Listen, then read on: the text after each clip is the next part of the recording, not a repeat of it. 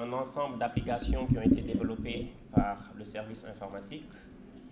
Mais surtout, au-delà de cette présentation, nous allons surtout insister sur l'actualité portuaire qui est marquée par le déploiement à partir du 1er janvier 2024 du guichet unique portuaire.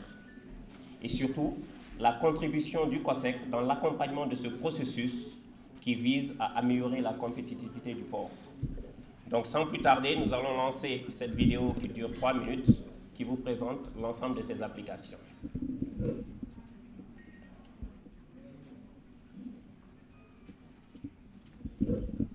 Ça se fait de façon manuelle. Il s'agit de déployer cette plateforme pour ajouter une couche supplémentaire afin d'avoir le chaînon manquant, pour avoir une dématérialisation de bout en bout. L'avantage de ce système nous permettra d'assurer la fluidité des marchandises et, in fine, aura un impact significatif en ce sens que ça contribuera à résoudre le problème lié au surestarise et au magasinage. Le constat, c'est que l'exception s'est érigée en règle. Les délais de franchise de 10 jours sont largement dépassés. Et le constat, c'est que quand on analyse la facture du transitaire, les lignes qui apparaissent le plus sont celles récurrentes au surestarise et au magasinage. Pour mieux comprendre ce process, nous allons décrire le processus d'enlèvement de la marchandise en date. Sur cette présentation, le transitaire qui représente le chargeur a besoin d'une facture de transport. Il contacte le transporteur pour avoir un devis et une facture de transport, justement qui est même nécessaire parce que le consignataire a besoin de connaître le transporteur à qui il remet son conteneur. Sur la base de la facture du transport, du bordereau de suivi des cargaisons, du BL original, du connaissement, ainsi que la lettre de procuration et les taxes de port qui sont payées en débours au niveau du consignataire, il obtient le BAD qui est délivré par le consignataire. Il obtient également au même moment le BAE qui est délivré au niveau des services de recevabilité de la douane. Sur la base de ces documents, il se présente au niveau du manutentionnaire. Dans le cadre de DP World délivre ce qu'on appelle un pre-gate. Le pre-gate, c'est le bon manutentionnaire qui représente au Deliver Order, c'est-à-dire le DO au niveau de Dakar Terminal. Sur la base de ce pre-gate, le manutentionnaire lui délivre un get pass. Le get pass, en réalité, c'est une information de rendez-vous. DP World lui dira, votre conteneur peut être enlevé jeudi entre 18 h et 20 h. Donc c'est une information qui apparaît sous la forme d'un QR. Sur la base de son get pass et de son pre-gate, il remet à son transporteur ces informations qui permettent aux transformations de créer une mission au niveau de AGS. On n'est pas sans savoir que la gestion du parc du port a été confiée à AGS, qui a besoin de ces informations pour générer un ticket d'accès. Le camion doit accéder au parking AGS et sur la base maintenant des informations du pre-gate, accéder au terminal à conteneur pour enlever son conteneur. Donc l'idée c'est de dire, dès que DP World a généré un pre-gate, on sait dans quelle plage horaire le conteneur sera enlevé. L'information est communiquée à AGS qui gère le flux de camions entrant au niveau de son parking, qui permet d'avoir que les camions qui sont susceptibles d'aller enlever la marchandise. Et fort de ces informations, le manutentionnaire délivre ce qu'on appelle l'ordre de charger au camion, qui, au niveau de la sortie, présente ces informations aux agents du port et de la douane qui sont préposés à la vérification de ces documents qui permettent l'enlèvement de la marchandise. Vous conviendrez avec nous que c'est véritablement un parcours de combattant qui justifie, si besoin est, que le délai de franchise de 10 jours est largement dépassé pour une opération d'enlèvement de la marchandise. Et justement, c'est dans ce contexte que le guichet unique constitue une solution qui va permettre aujourd'hui aux transitaires, sans avoir à se déplacer, de solliciter tous ces acteurs qui interviennent, le COSEC en premier, à travers la bourse de fret que nous avons mis à la disposition des chargeurs des transporteurs et des entrepositaires pour générer la facture de transport. Donc aujourd'hui, le COSEC se positionne comme étant la porte-entrée du guichet unique, en ce sens que le COSEC va délivrer le premier document qui est la facture de transport à travers la bourse de fret. Mais le COSEC va également délivrer le bordereau de suivi des cargaisons qui est devenu un élément de recevabilité pour l'obtention d'un bon an délivré par le consignataire. Donc vous voyez que le COSEC accompagne ce processus en tant qu'acteur majeur.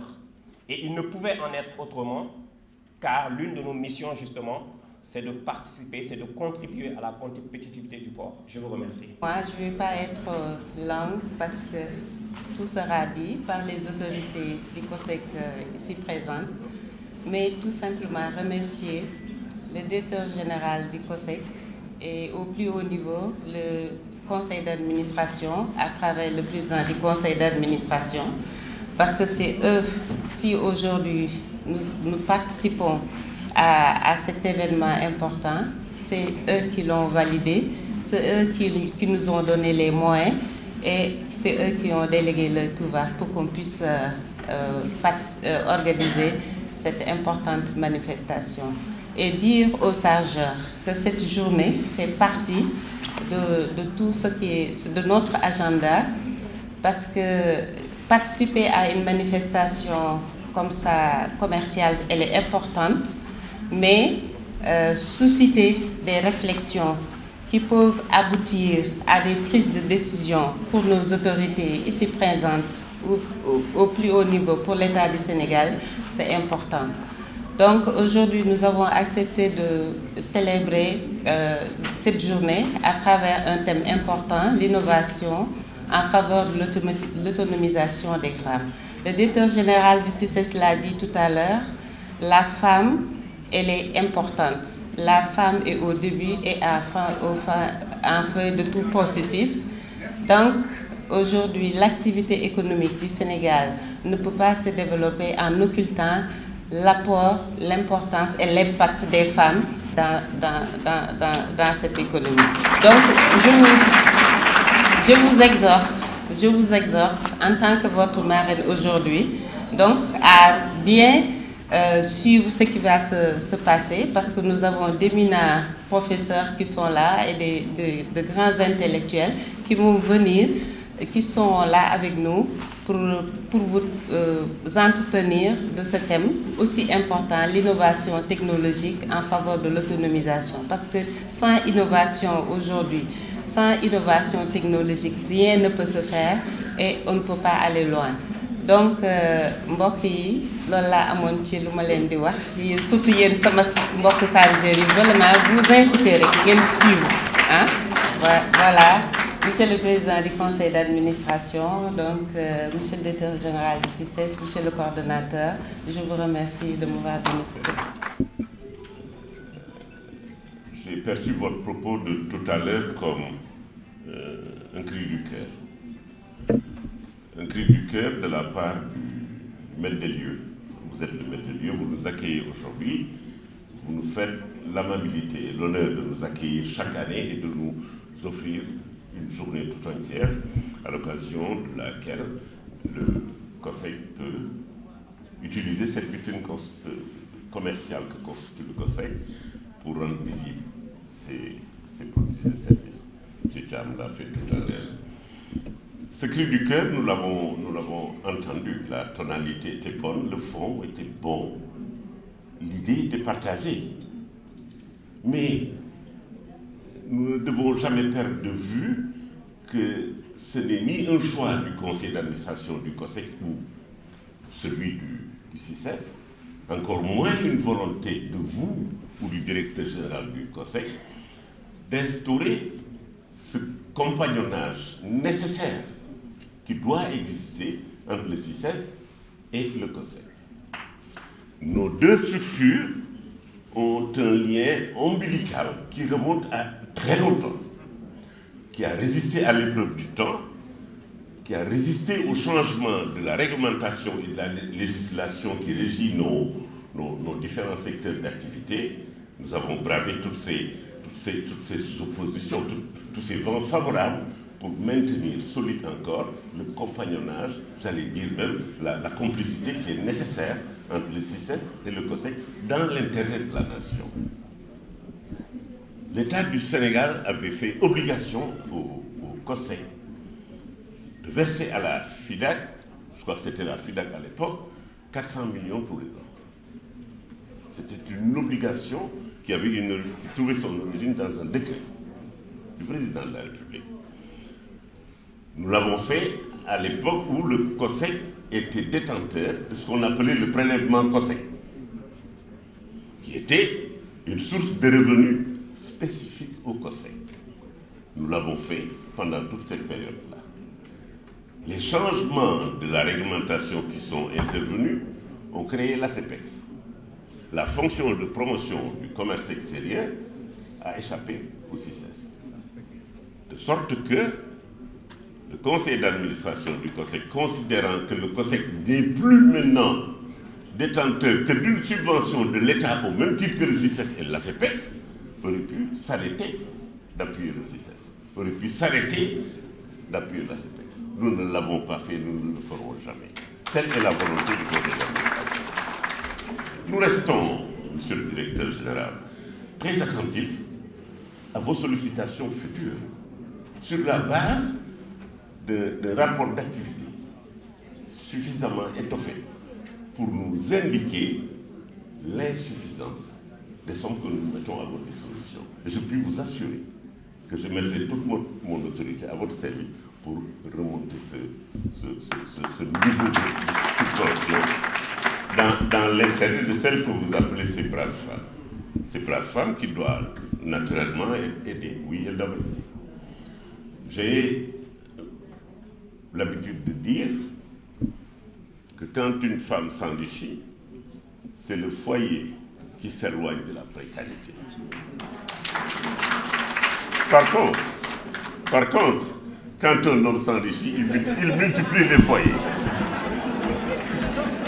C'est, monsieur le directeur, la réponse que je voulais vous apporter. Messieurs les administrateurs du COSEC, au premier rang desquels je citerai M. Issambou, présent dans la salle, administrateur au COSEC et président de la Fédération sénégalaise de tennis, M. le directeur général du COSEC et chers frères, M. le coordonnateur du COSEC, représentant le directeur général,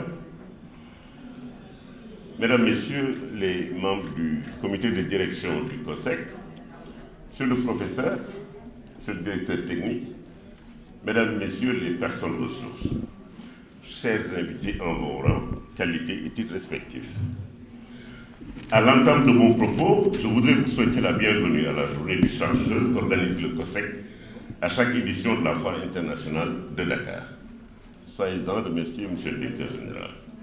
Cette journée saisit toujours l'opportunité qu'est ce rendez-vous annuel pour convier d'éminents experts à entretenir nos chargeurs sur un sujet d'actualité en rapport avec le thème de la FIDAC et apte à contribuer à de meilleurs résultats dans nos objectifs. En prenant l'initiative d'organiser une réflexion sur le thème de l'innovation technologique en faveur de l'autonomisation des femmes, le Conseil sénégalais des chargeurs est dans sa mission de promotion et de protection des intérêts des chargeurs et partant des activités des opérateurs économiques. Sans entamer le thème, il me paraît cependant utile de nous accorder sur la terminologie. L'innovation technologique est définie comme un ensemble de techniques et de nouveaux procédés qui sont le résultat d'une technologie ou de l'avancement technologique déjà existante. C'est donc l'aboutissement d'un processus de croissance, de création qui vise la croissance. L'autonomisation des femmes cherche quant à elle à aboutir à l'émancipation des femmes de l'influence qu'exercent les hommes sur elles. Les anglo-saxons appellent ça l'empowerment, qui pose de manière non équivoque la problématique de l'équité et du genre.